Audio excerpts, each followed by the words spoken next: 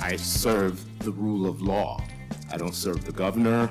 I do represent the governor. I represent the agencies within state, but I serve the rule of law. And I take that distinction very seriously. And I think that the U.S. Attorney General should operate with the same sort of, she shouldn't be loyal to the president, but she should be loyal to the rule of law. They were arresting peaceful protesters, the Biden administration, at abortion facilities. No longer. They targeted Catholics at church services. No longer. No longer will parents be arrested at school board meetings because they care about their children. That has ended under this department. It's back and forth at separate congressional hearings yesterday, focused on the rule of law and the U.S. Department of Justice. Good morning, it's Illinois in Focus Daily. I'm Greg Bishop. You saw there Illinois Attorney General Kwame Raoul and U.S. Attorney General Pam Bondi testifying there in front of separate committees. One was a Democrat-led, what they called a spotlight committee, and it was looking at what they alleged were the abuses under the Trump administration and the battles in court that states attorneys general were having. So that was a separate hearing that was going on. U.S. Senator Dick Durbin essentially bringing that gathering together with members of the Senate and the House that were Democrats, and they only brought Democrat attorney generals in, so there weren't any Republicans involved in that spotlight hearing. But then you had another U.S. House Appropriations Committee hearing going on with Pam Bondi separate. So it was interesting to see these split screen and how they were playing out. Senator Durbin, during the spotlight hearing, here he is, senior senator from Illinois, laying out his opening of why this is an important hearing, he said. The Trump administration has removed dozens of senior officials with decades of national security experience and placed a 22-year-old recent college graduate with no threat prevention experience in charge of our primary terrorism prevention center. In our dangerous world, this dereliction is especially troubling. The Justice and Homeland Security Department have diverted thousands of law enforcement agents away from combating drug trafficking, terrorism, violent crimes against children, cyber crimes, and gun violence to participate in a mass deportation campaign. And now the Trump administration is fighting to deny birthright citizenship to children born in the United States to non-citizens, despite the clear language of the 14th Amendment. I would ask Donald Trump why he thinks he can pursue what is a clear violation of our Constitution. So Durbin obviously laying out a variety of things, from immigration to executive orders. He said that attorneys general from across the country, Democrats, are going after the Trump administration in courts. More executive orders issued by this president than any president in modern memory. Flooding the zone is what they call it. We have to respond. They are also stepping up to protect LGBTQ plus rights, voting rights, public education, fighting to push back against the terrorizing of our immigrant neighbors and Trump's transparent efforts to orchestrate a military takeover of the cities. Now, we'll talk about that with the National Guard back and forth a bit later on, but that was part of Durbin's opening. He then welcomed in, several Democratic attorneys general, including Kwame Raoul from the state of Illinois. Today, I want to speak clearly and factually about three specific areas where the Trump administration's actions have had a deeply harmful impact: tariffs, education funding, and diversity, equity, and inclusion. He went on to discuss the tariff situation. He says that the Trump administration went about imposing tariffs unconstitutionally. This is indeed the first time in American history that a president has imposed tariffs based on IEEPA, and for good reason. It does not give the president the power to impose these tariffs. Two courts have so far examined the merits of these claims, and both have agreed that the imposition of these tariffs is an unlawful use of presidential power. International trade is essential to states' economies. The administration's tariffs hurt small businesses that rely on international imports and will make it more difficult for our residents to purchase the basic goods they need at affordable prices. So the tariff situation top of mind for Raoul and trying to block the imposition of tariffs. He's also critical of the Trump administration's take on DEI, diversity, equity, and inclusion. We know that the president's claims about diversity, equity, inclusion, and accessibility are simply untrue, factually and legally. Nonetheless, they are harmful. I'm proud to say that my state AG colleagues and I have been tirelessly fighting back against the Trump administration's constitutional and unlawful actions. So we had an opportunity to answer a variety of questions. Democratic U.S. Congressman Jamie Raskin asked about who Raoul serves, right? Because listen, you've got these state attorneys general are elected for the vast majority of them, I believe. And then when it comes to the U.S. Attorney General, that's not a nationwide office that's on a ballot anywhere. That's at the prerogative of whoever is elected president of the United States. But Raoul says that despite that U.S. Attorney General being appointed by the president of the United States, they shouldn't be loyal to the president.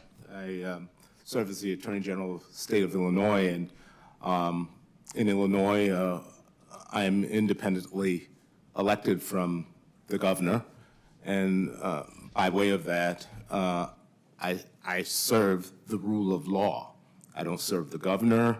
I do represent the governor. I represent the agencies within state, but I serve the rule of law, and I take that distinction very seriously, and I think that the U.S. Attorney General should operate with the same sort of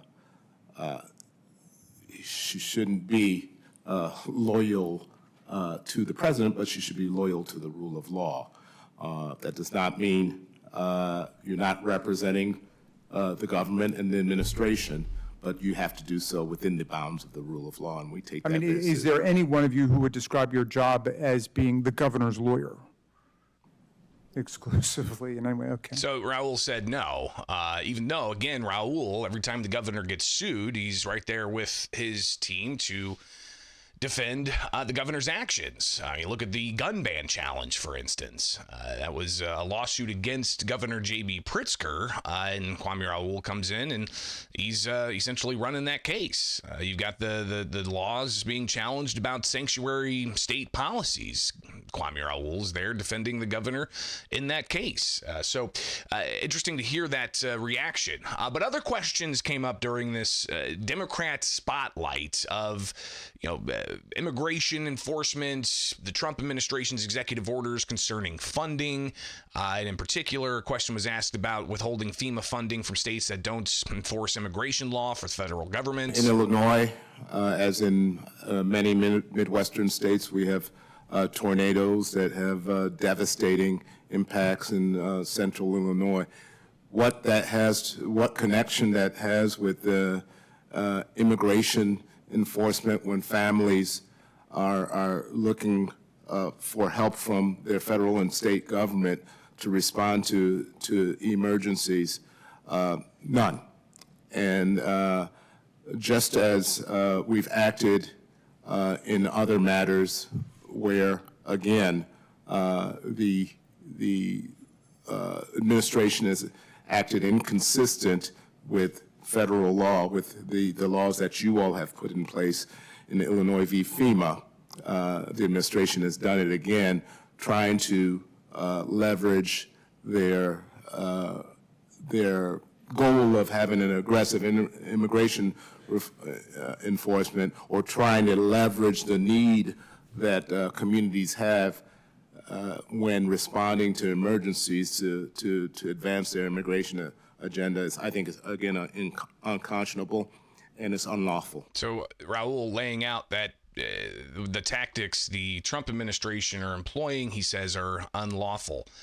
As far as the Guard, the question came up, especially about California and the National Guard there being directed by the Trump administration to protect federal facilities and personnel when they're enforcing immigration. Where's that going to happen elsewhere? Could it happen in Illinois, for instance? Here's Raoul. I disagree with the interpretation interpretation of the Ninth Circuit with regards to basically rendering the governor's power of having the power to consent to the activation of the Guard in our respective states. I've been in touch with our governor with regards to our preparation in the state of Illinois. Unfortunately, the Trump administration has politicized his prioritization of states that are being targeted for aggressive immigration enforcement based on party affiliation, not on general immigration policy. We continue to try to litigate the best we can. So he's, of course, talking about the lawsuit that Illinois joined in with California to challenge the Trump administration taking the National Guard to protect federal personnel and property because people were rioting in the streets of L.A. And local and state police were having some issues getting control of it. And the Ninth Circuit essentially slapped down a preliminary injunction that the state of California and others won, so that injunction's not in place, and that's where Raoul says, they're still going to fight in court over that. Again, this hearing with the Democrat spotlight, all Democrats talking about the Trump administration and their fight against him in court and the victories they've had and the losses they've had in court when it comes to funding and the National Guard situation and immigration. Pam Bondi, across the way, in a separate hearing, U.S. House Appropriations hearing, was talking about protecting law enforcement in the face of rioters who are acting violently towards them. Yeah, thank you. To California specifically, and we have made it very clear. If you spit, I believe it was an ICE officer, someone spit on him, we charge them federally. We will charge you if you spit on a law enforcement officer. If you loot under the Hobbs Act, that is a robbery, and we will charge you with robbery. We are going after the maximum penalty federally for anyone who touches a federal agent, and we are also going to protect our state and local law enforcement agencies and officers. The men and women every day around this country, whether it's a blue or red or purple state, are out there fighting crime. That's what they care about. They care about keeping every single one of us safe. That's what they're doing. They care about preventing drug abuse, drug overdoses throughout this country. And they jeopardize their lives every single day to keep us safe. And we are going to do everything in our power to fight for them. Do you think that these sanctuary jurisdictions, these cities or states, should be receiving law enforcement grants if they refuse to uphold the law? That's pending litigation, Congressman, and I can't discuss that right now. So you got the question about, for instance, withholding federal funds when it comes to enforcing immigration law, and it's current litigation. She can't comment on it. Again, that was at a separate hearing from where Raoul was. But back to the Raoul hearing, you had Senator Dick Durban lay out his criticism about the deportation efforts he's witnessed under the Trump administration. We're not talking about murderers, terrorists, rapists, people with serious mental illness. You remember the litany that's been recounted to us by President Trump over and over. These are people who are trying to follow the law of America and get their day in court. And it's an awesome process to follow. And he says he went to a recent hearing and saw some of it firsthand. Raoul responding to the issue of the deportation efforts. The notion that the practices being used in Chicago and other municipalities to have some of those who have been complying with the immigration processes and responding to notices to appear and then being detained as a result of them complying with the immigration process is unconscionable. So that's what some of the people in L.A. were, protesting, that allegation that there was deceptive practices, and alleged that's happened in Chicago as well. But Raoul says that he's in court defending the Trust Act, the Way Forward Act. These are the state's migrant sanctuary policies. As you know, I am defending what we call the Trust Act within the state of Illinois, which makes certain that our law enforcement resources are not misused for immigration enforcement. processes.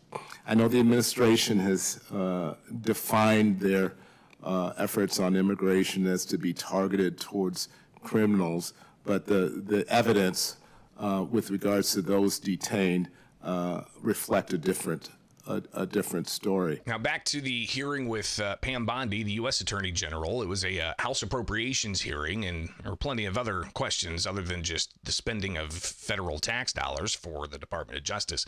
A lot of questions about the illegal immigration situation, and Bondi says she's visited the border in some areas, and it's shocking what she's seen. I can tell you our prosecutors are indicting and charging illegal aliens constantly, violent crimes, rapes, thefts, many crimes throughout this country. And yes, our borders were wide open. And Congressman, back in September, I went to our border at Yuma, Arizona. In Yuma. And she said it was shocking what she saw: licenses on the ground, fake IDs, and stuff like that. Just all kinds of things you, as a law enforcement officer, might be shocked by.